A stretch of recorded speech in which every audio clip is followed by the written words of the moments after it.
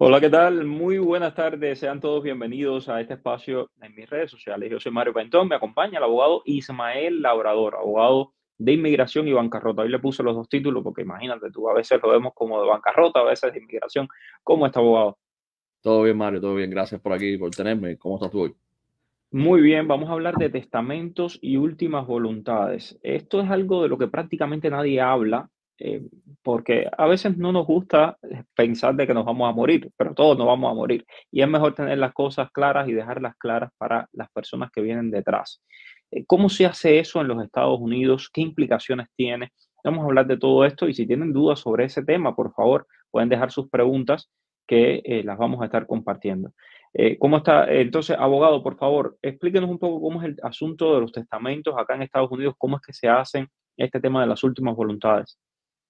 Bueno, el testamento es un documento que se debe realizar aquí en los Estados Unidos cuando uno desea planificar con antelación su patrimonio, ¿no? Y los activos que uno tiene. Es importante que saber que hay dos formas de sucesión de las propiedades que uno tiene cuando uno fallece. Está la testamentaria, es decir, que usted deja un testamento y las propiedades que usted tiene pasan a la persona a través de su voluntad. Y también están la forma que es sin testamento. Esta forma que es sin testamento, cuando usted fallece y no deja un testamento, sus propiedades van a pasar según los estatutos de la ley de la Florida. Todo siempre dependiendo si usted tiene esposo o esposa, hijos, padres, hermanos. Es decir, hay una sucesión lineal que depende de los familiares que los sobrevivan a usted. Es importante saber, y yo siempre digo que cuando usted tiene la capacidad de hacerlo, usted todavía se encuentra en la capacidad plena, usted puede realizar ciertos documentos para establecer sus prioridades, cómo usted quiere que pasen las cosas. Por ejemplo, usted puede Ok. dejar un poder notarial, un power of attorney. En los países latinos se conoce como un poder notarial. Este poder te sirve para que tú delegues en un agente todas las cosas que tú quieres, cómo se hagan tus propiedades, cómo se manejan, que se venda, que no se venda, que se compre. También tú puedes dejar un testamento, también tú puedes dejar un documento que se llama un living will, que a diferencia de un will, es un documento en el cual tú estableces directrices para el caso de que tú tengas una capacidad, una enfermedad terminal. Y por supuesto, hay varias cosas que se hacen, pero todos estos documentos de planificación patrimonial, usted debe hacerlo con antelación, cuando usted tiene la capacidad para hacerlo, y así evitar de que cuando usted pierda la capacidad no pasen su patrimonio no pase a manos de una persona que tal vez usted no quisiera que pasase. Exacto. Entonces, por ejemplo, denos un poco la diferencia entre lo que dijo este testamento o este living will, es decir, cómo se El, hace, el cuál. testamento, el testamento es un documento que tú realizas que tiene que estar firmado, tiene que estar notarizado con dos testigos. El living will es de la misma forma. En el testamento tú incluyes tu patrimonio y cómo tú quieres, a quién tú quieres que ese patrimonio vaya. En el living will, no sé exactamente cómo decirlo en español, me disculpan por eso, pero esto es un documento de planificación patrimonial en el cual tú estableces las orientaciones para si tú en algún momento tienes una enfermedad terminal. Esto es algo que sucede, que muy frecuente, tienes una enfermedad terminal, tienes un accidente, te encuentras en un coma. Tú puedes, a través de este documento, rechazar agua y entonces sencillamente morir en paz, que muchas veces lo que muchas personas desean, y no tener que O estar en... esto, exacto, por ejemplo, y tuve un caso, estuve compartiendo la información acerca de una persona recientemente que no dejó ningún documento, entonces quedó en coma y la persona que la está cuidando dice, bueno, si tienes que partirle las costillas para resucitar la parte de las costillas, pero yo no quiero que se muera. Entonces, a lo mejor Exacto. esa persona no hubiese querido eso. Exacto, por eso es importante. Ahí también está el DNR, que es el Do Not Resuscitate, la orden de no resucitar, que también se da cuando las personas caen en paro cardíaco y muchas personas no quieren ser resucitadas por nada, porque son sus deseos y sencillamente los deseos de las personas hay que respetarlos. Por eso es importante hacer todos estos documentos para evitar que otra persona tome decisiones por ti, que tal vez no es la decisión que usted hubiese tomado. El poder notarial o el power of attorney es muy importante porque cuando las personas pierden capacidad mental, ya sea por adicción de droga, por enfermedad, por vejez, por accidente, un familiar puede pedir la custodia de un ser mayor, de un adulto. Ese se hace a través del proceso de guardianship.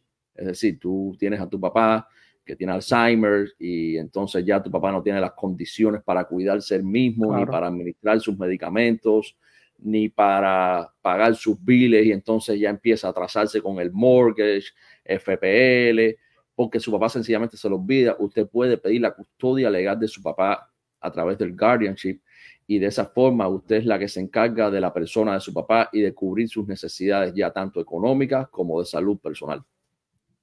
Ok, y si el papá, por ejemplo, y lo estoy pensando porque es increíble, pero la cantidad de casos que he visto de gente que se aprovecha de los ancianos y que después le dilapidan todo su patrimonio, los meten en un asilo, sí lo he visto, lo conozco casos. Entonces es importante, digo, yo mismo lo tengo hecho, ¿no? Es importante que todo este proceso ya esté por escrito. Es decir, que cuando si usted tiene un Alzheimer, le da un Alzheimer o cualquiera tiene un accidente, que todo eso quede por escrito. ¿A quién van a ir sus bienes? Si usted quiere o no quiere que los resuciten. Todo eso, porque no nos gusta hablar de la muerte. Y más en esta sociedad donde vivimos acá en Estados Unidos, que estamos constantemente trabajando y pensando en la vida, ¿no? Entonces a veces no hablamos de la muerte, pero es importante dejar todo esto bien marcado. Ok, entonces en el caso del testamento dijo que tiene que estar firmado por testigos. Uno tiene que llevar esos testigos, ¿cómo es?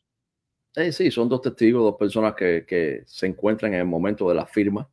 Tienen que ser testigos que estén con usted, no puede firmarlo usted y después llevar a casa de los testigos uno y después a casa del otro.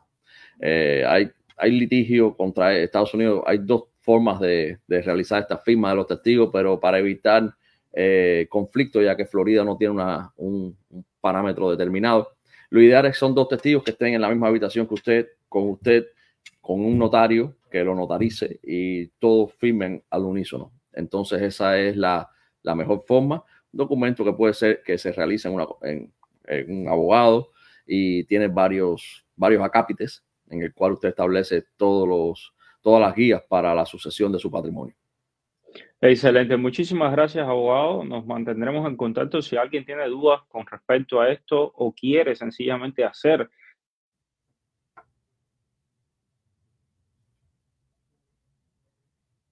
también. El número ahí está, 305-261-7000. Se lo recomiendo encarecidamente porque después vienen las broncas entre los hijos, entre los familiares, o quién hereda qué, quién se hace cargo de los viejitos metidos en un asilo, en un home que le llaman aquí en Estados Unidos, para quedarse con sus cosas. Planifíquese bien, planifíquese bien. Gracias, abogado. Y las preguntas de inmigración, perdón, adelante. No, es que es importante hacerlo cuando uno tiene la capacidad de hacerlo. Mientras más rápido mejor, porque así evitamos, como siempre he dicho, que las personas se aprovechen y cumplan deseos que no son los que usted siempre quiso.